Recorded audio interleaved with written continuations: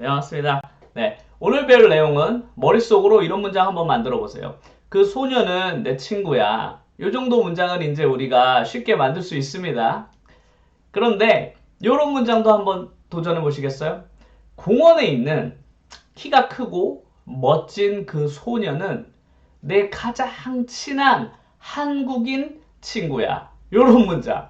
이런 문장을 오늘 배워보겠습니다.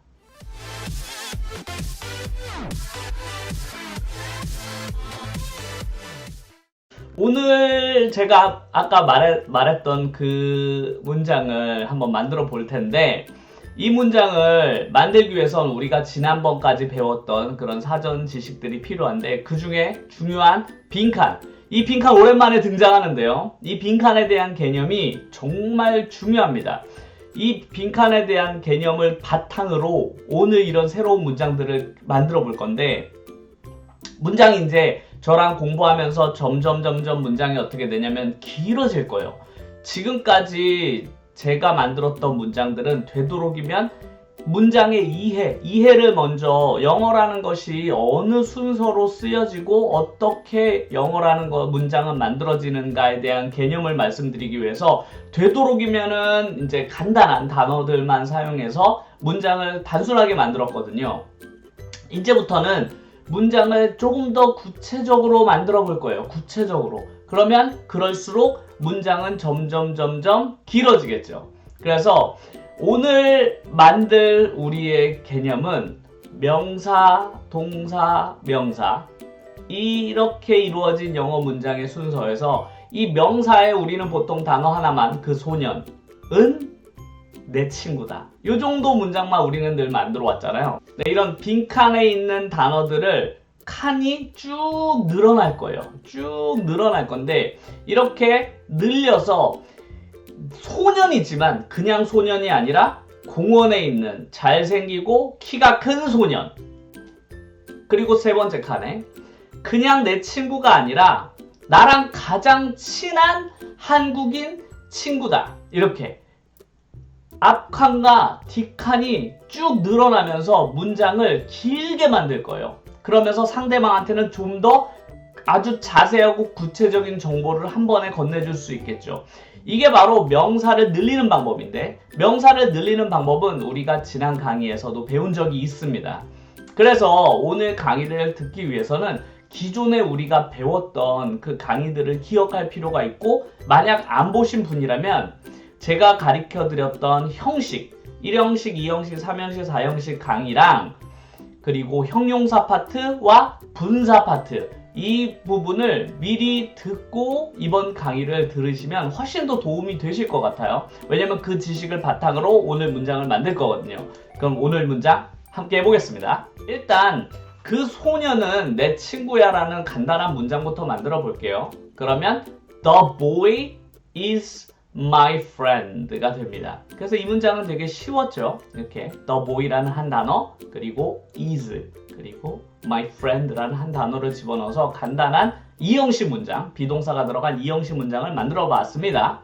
이렇게 명사, 동사, 명사로 이루어진 문장을 만들어 봤는데, 이제 소년을 어떤 소년인지 구체적으로 설명해 볼게요. 구체적으로.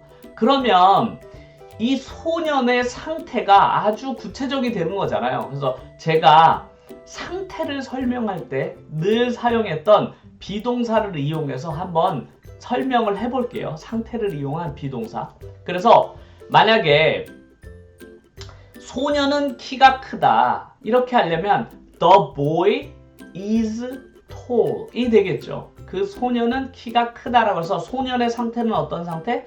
키가 큰 상태인 tall을 사용했습니다. 이 tall은 형용사고, 이 형용사의 역할은 명사를 설명해 주는 거예요. 명사를 설명해 줘요. 그래서 그 boy의 상태가 어떠냐면 지금 키가 큰 상태가 된 거죠.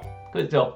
그럼 그 소년은 잘생겼다라는 문장을 한번 만들면 The boy is handsome이 됩니다. handsome. 그래서 그 boy의 상태가 어떤 상태? 바로 handsome한 상태가 되는 거죠. 그리고 그 소년이 공원에 있는 상태를 만들려면 The boy is in the park가 되죠. 그래서 제가 전치사를 넣고 뒤에 장소 같은 걸 집어넣으면 지금 이 소년의 상태가 이 장소에 있는 상태가 된다고 예전에 가르쳐드렸던 적이 있습니다. 그래서 비동사 뒤에 이 소년을 설명하는 단어들을 쭉 넣을 수 있는데 그 중에 지금 제가 사용한 단어가 tall, handsome, 그리고 in the park가 되겠네요.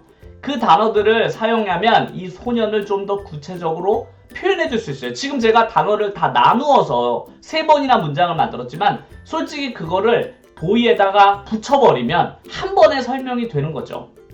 예를 들면 일단 한국어에선 이게 어떻게 동작하는지를 한번 우리가 이해할 필요가 있어요. 왜냐면 한국어와 영어는 약간 다르거든요. 일단 한국어는 소년이 먼저 오죠. 소년. 하지만 잘생긴 소년이라고 만들려면 잘생긴이 앞에 오고 그리고 소년이 뒤에 갑니다. 그래서 소년 앞에 잘생긴을 써주면 잘생긴 소년이 되는 거죠. 그러면 키 크고 잘생긴 소년이라고 만들려면 키가 크고 잘생긴 소년. 그래서 소년 앞에 키가 크다는 것과 잘생기다는 단어를 앞에 넣어주면 소년을 한 번에 키가 크고 잘생긴 소년이 되죠. 그러면 공원에 있는 키가 크고 잘생긴 소년을 쓰려면 역시 소년을 맨 뒤에다 쓰고 키가 크고 공원에 있는 키가 크고 잘생긴 소년. 그래서 우리나라에서 어떤 명사를 설명하는 모든 방법은 전부 명사 앞에다가 모든 설명을 다 붙여요. 그리고 그 모든 설명을 받는 명사를 뒤에다가 붙여주죠. 그래서 명사가 늘 맨 마지막에 와요. 그래서 공원에 있는 키가 크고 잘생긴 소년이 되는 거죠. 늘 소년이 제일 마지막에 옵니다. 하지만 영어는 약간 달라요. 한국어와 영어의 차이를 아는 것이 그래서 정말 중요한데 만약에 제가 키가 큰 소년을 만들고 싶어요. 그러면은 the boy에서 tall이라는 형용사를 boy 앞에다가 붙여주면 the tall boy가 되죠. 그래서 한국어랑 똑같이 키가 큰 소년 앞에 제가 tall을 붙였잖아요. 그러면 한국어랑 똑같이 명사 앞에 키가 큰이라는 tall을 넣으면 되는구나 라고 똑같이 이해하시면 돼요. 그럼 키가 크고 잘생긴 소년이란 말을 만들려면 the tall, handsome boy가 되죠. 그래서 키가 크고 잘생긴 소년처럼 역시 앞쪽에 형용사를 배치해서 the tall, handsome boy가 되는 거죠. 여기까지는 한국어와 똑같아요. 똑같죠? 그래서 설명하는 단어를 앞쪽에 붙여주는데 지금 제가 명사 앞쪽에 붙였던 단어들은 전부 한 단어로만 이루어진 거야. 한 단어. 단어의 개수가 딱 한 개죠. 그렇지만 공원에 있는 소년이라는 말을 만들기 위해서 공원에 있다는 in the park 이 단어는 3개로 이루어져 있습니다. in the park 이렇게 3단어로 이루어진 단어를 명사를 설명해 주려면 우리나라는 똑같이 공원에 있는 소년 이렇게 해서 공원에 있는을 앞에 붙이고 소년을 뒤쪽에 배열하지만 영어는 단어의 개수가 1개를 넘어가게 되면 명사 뒤에서 앞으로 설명을 하게 돼요. 그래서 공원에 있는 소년이라고 말하려면 in the park boy가 아니라 the boy in the park가 됩니다. 그래서 뒤쪽으로 가게 돼요. in the park는 단어가 3개이기 때문이죠. 그래서 공원에 있는 키 크고 잘생긴 소년을 문장을 만들려면 the tall, handsome boy in the park가 됩니다. 그래서 한 단어가 1개로 이루어진 2가지의 tall과 handsome은 앞쪽에서 붙이고 공원이라는 3개로 이루어진 단어는 뒤쪽에 붙여서 앞뒤로 명사를 설명하게 되는 구조가 되는 거죠. 이게 한국어와 영어의 정말 큰 차이고 이 차이를 꼭 이해하셔야만 돼요. 특히 뒤에서 앞쪽으로 명사를 설명해주는 이 영어의 특이한 방식을 이해해야만 그 뒤로 우리가 앞으로 배울 수많은 문법들이 똑같은 방식으로 적용되거든요. 뒤쪽에서 앞으로 명사를 설명하게 돼요. 이걸 어려운 단어로 후치수식 이러는데 굳이 그런 단어까지는 알 필요 없어도 영어에서 명사를 설명할 때 설명하는 설명하는 단어의 개수가 2개 이상 늘어나게 되면 뒤쪽에서 앞으로 설명이 가능하구나 정도만 이해해 주시면 좋겠습니다. 그리고 친구, 내 친구야 할 때 my friend였죠. my friend였는데 그는 내랑 제일 친한 친구야 라고 만들려면 best라는 단어를 앞쪽에 써서 그 my friend에서 my best friend라고 앞쪽에 역시 붙게 되죠. 형용사가. 그리고 그는 나의 제일 친한 한국인 친구야. 그래서 한국인을 뜻하는 Korean이라는 형용사를 사용해서 역시 단어가 하나니까 friend 앞쪽에 배치해서 my best Korean friend가 됩니다. 그래서 그냥 친구가 아니라 나의 가장 친한 한국인 친구가 되는 거죠. 그러면 제가 앞에서 한국어로 설명했던 그 공원에 있는 키 크고 잘생긴 소녀는 내 가장 친한 한국인 친구야 라는 문장을 이제 드디어 만들 수 있겠네요. 우리가 지금 사용했던 모든 문장을 조합을 해보면 The tall, handsome boy in the park is my best Korean friend가 되겠네요. 그래서 이렇게 문장을 만들면 지금 제가 만들었던 한국어 문장을 영어로 만드는 것이 되겠습니다. 이 개념은 영어를 배울 때 정말로 중요하고 유용해요.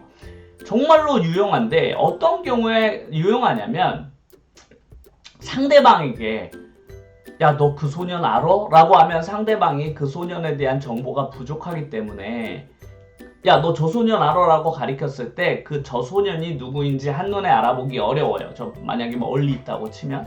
하지만 제가 구체적으로 야, 저기 걸어가고 있는 저 강아지랑 걸어가고 있는 저 파란 모자 쓴 쟤 있지? 쟤가 내 친구야. 이렇게 설명하게 되면 상대방은 제가 가리키는 대상을 제가 구체적으로 한 번에 설명했기 때문에 그 대상을 정확하게 한 번에 알아보게 되죠. 이런 경우에 상대방에게 제가 어떤 물건이나 어떤 사람을 설명할 때 아주 구체적으로 설명해야 되는 경우가 있거든요. 왜냐면 그 사람이 잘 모르기 때문에 모르는 어떤 것에 대해서 설명해 줄 때 제가 한 번에 자세하게 설명해야 될 필요가 늘 있어요. 그럴 때 이렇게 형용사와 뒤에 있는 전치사를 잘 조합하면 제가 상대방에 대해 아주 주체적인 그런 명사에 대한 설명을 할 수 있습니다. 그래서 하지만 역시 기본은 뭐다? 기본은 빈칸이에요. 저희가 지금까지 배웠던 그 빈칸을 저는 전혀 손대지 않았습니다. 전혀 손대지 않고 단순히 그 빈칸을 늘렸을 뿐이에요. 길게. 그렇기 때문에 문장이 아무리 길어지고 복잡해져도 그 빈칸의 순서는 전혀 손댈 필요가 없기 때문에 제가 앞에 강의에서 이 빈칸만큼은 꼭 기억을 해야만 한다. 왜냐면 영어의 문장이 앞으로 얼마든지 복잡해지겠지만 그렇더라고 해도 이 빈칸은 전혀 변함없이 단순히 좁혀졌다 늘어났다만 반복할 뿐이거든요. 그렇기 때문에 이 빈칸에 대한 이해를 머릿속으로 꼭 하고 지금 이 빈칸에 있는 단어를 늘리자. 이쪽 빈칸을 늘리자. 이런 개념으로 영어를 이해하시면 앞으로 더 복잡한 문장을 만들 때 훨씬 더 쉽게 다가오실 거예요. 그러면 문장을 몇 개 더 만들어 볼까요?